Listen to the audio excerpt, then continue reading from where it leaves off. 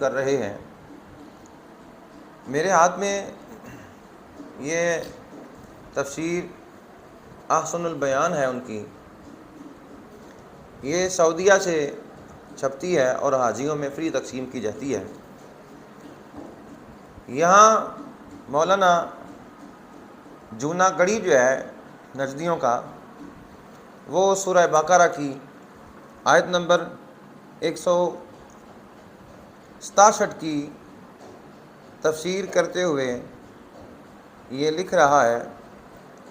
وقال الذين اتبعوا لو ان لنا قرة فنتبرأ منهم كما تبرؤوا منا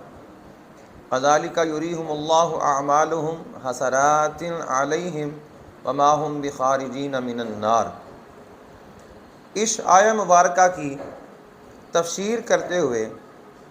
بلکہ تحریف کرتے ہوئے نجدی مولوی جونا گڑھی لکھتا ہے، کہتا ہے کہ آخرت میں پیروں اور گدی نشینوں کی بے بسی اور بے وفائی پر مشرکین حسرت کریں گے، لیکن وہاں اس حسرت کا کوئی فائدہ نہیں ہوگا، کاش دنیا میں ہی وہ شرک سے توبہ کر لیں۔ اہل سنت والجماعت اور خصوصاً اولیاء عظام کی دشمنی میں یہ اتنے حد سے تجاوز کر گئے کہ اپنی تفسیروں میں بھی یہ لکھ رہے ہیں کہ آخرت میں پیروں اور گدی نشینوں کی بے بسی اور بے وفائی پر مشرکین حسرت کریں گے، لیکن وہاں اس حسرت کا کوئی فائدہ نہیں ہوگا، کاش دنیا میں ہی وہ شرک سے توبہ کر لے۔ اچھا، یہ اب ان کی کرتوت ہے۔ حالانکہ دیکھا جائے تو نبی پاک صلی اللہ علیہ وآلہ وسلم کا یہ فرمان علی شان ہے، حدیث شریف ہے کہ آقا دو عالم صلی اللہ علیہ وآلہ وسلم نے ارشاد فرمایا،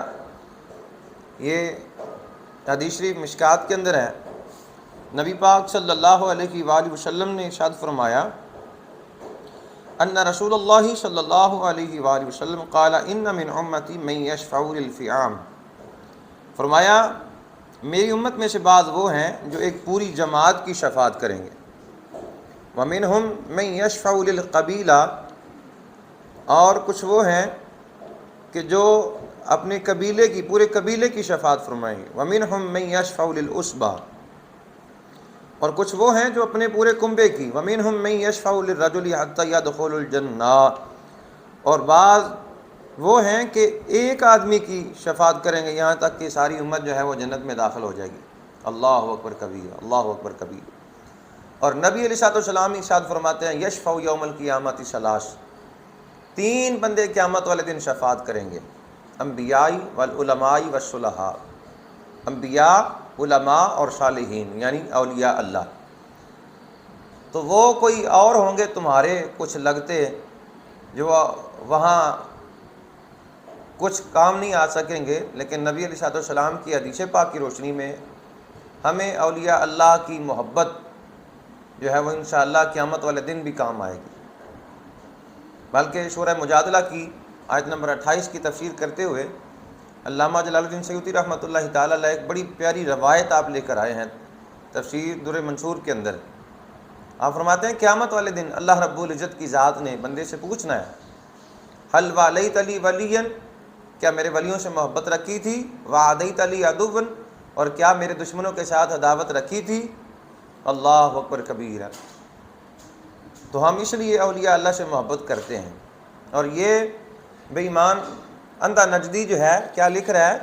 کہتا ہے آخرت میں پیروں اور گدی نشینوں کی بے بسی اور بے وفائی پر مشرکین حسرت کریں گے، لیکن وہاں اس حسرت کا کوئی فائدہ نہیں ہوگا، کاش دنیا میں ہی وہ شرک سے توبہ کر لیں۔